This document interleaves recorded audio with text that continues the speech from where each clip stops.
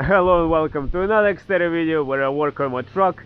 Sometimes I'm successful, sometimes I'm not. And on today's video I'm gonna try to prevent some common issue with our front shocks. What happens, it's not only for on Xterras, it's basically on any off-road vehicle. These shocks, these bolts over here, over time, from all the vibration, this becomes bigger and just becomes like oval shape.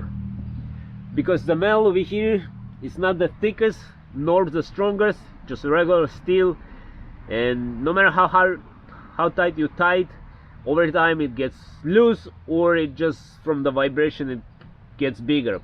So to prevent that issue, there's companies that sell multiple Weld owned washers with bolts and new nuts, but that runs about like $50–60.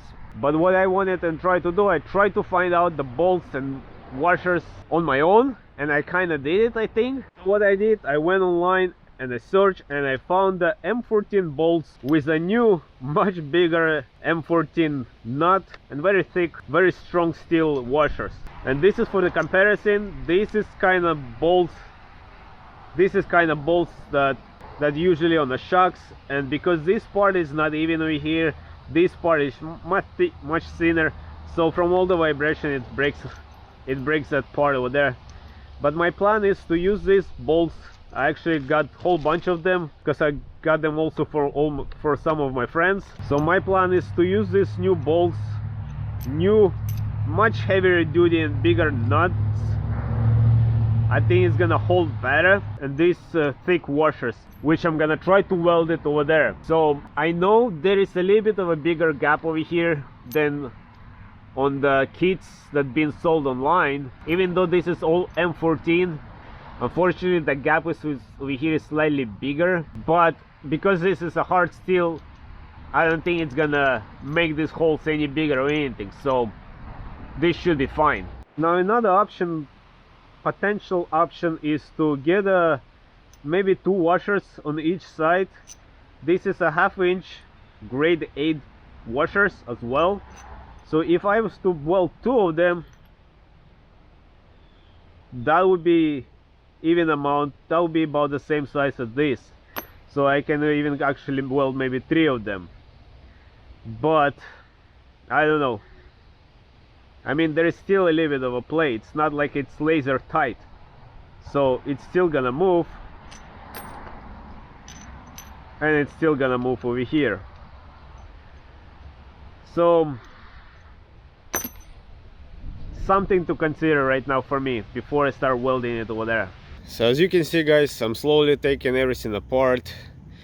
I still need to take out tie rod, and I need to completely remove the CV axle because it's gonna be in the way over here, and I don't want to burn the boots when I'm gonna be welding.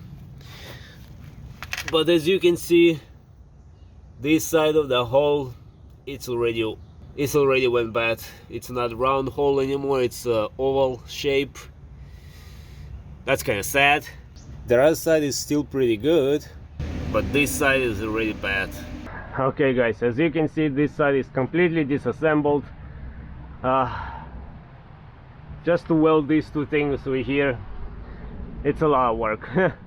But it has to be done, unfortunately. But now I'm not gonna use these washers because they're too big. First of all, even the outer diameter is too big, they hit over here, and the most important, the inner diameter is slightly too big. I mean, it's not gonna go any bigger than this, never, probably, because this is very hard metal. But even though this is a M14 washer, but what I'm gonna do, I actually picked up these 1/2 inch hardened grade 8 washers, and I'm just gonna double them up and weld them over here.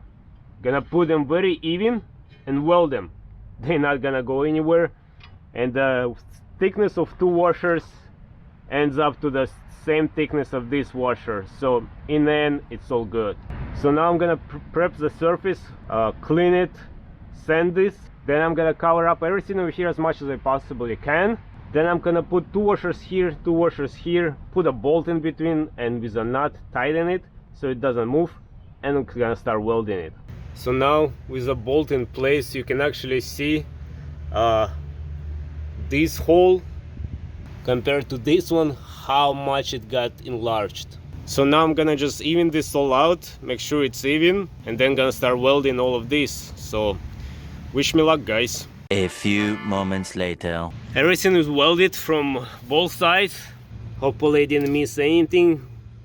It's kind of tricky to weld, especially the bottom part over there, but I think I got it. So now I'm just gonna try to clean everything up over here, make sure that the bolt goes through, and then just gonna touch it up with paint and start assembling everything back. Alright guys, and this side is done. Well, I still have to assemble everything all over again, but this is done. Washers are welded and painted. Now they're just gonna let them dry, and then unfortunately I just have to repeat the same procedure on the other side. But once it's all done, that way I know that issue is gonna be fixed. And I wish I knew about this before when I was doing the Titan swap. I could have welded them before, would have been much easier. But hey, you live and learn, right? And of course make sure you torque all the bolts and nuts to spec. In description I'm gonna leave all the specs, how much it's supposed to be, at least for Xterra. But this bolt has to be 155 foot-pound of torque. So I really like how this nut is much bigger and stronger, I feel like. So this has to be 155, which I believe I already did. There we go. Nice. Hopefully now this is not gonna go anywhere.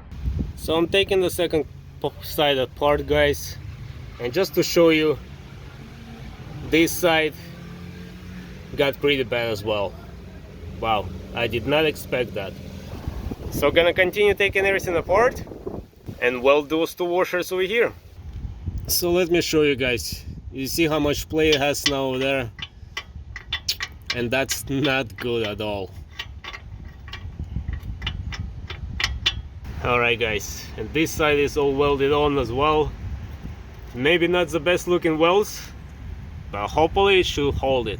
Weld it all around, and on the bottom I did even an extra weld, and the same thing over here. So now I'm just gonna paint it and start assembling everything all over again. Alright guys, both sides are done. Washers welded on both sides, and the new bolts with a new much bigger nut are in place. Everything is torqued to spec. Of course over time I'm gonna keep checking the bolts, make sure nothing gets loose, and it's always recommended to check the bolts from time to time, because you never know what might come loose, and then it's gonna be a big problem.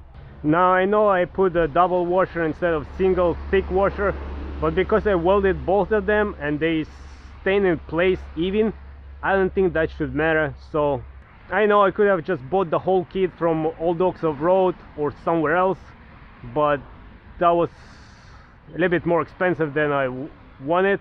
But in the end I think it worked out pretty good. At least I hope so, but time will show.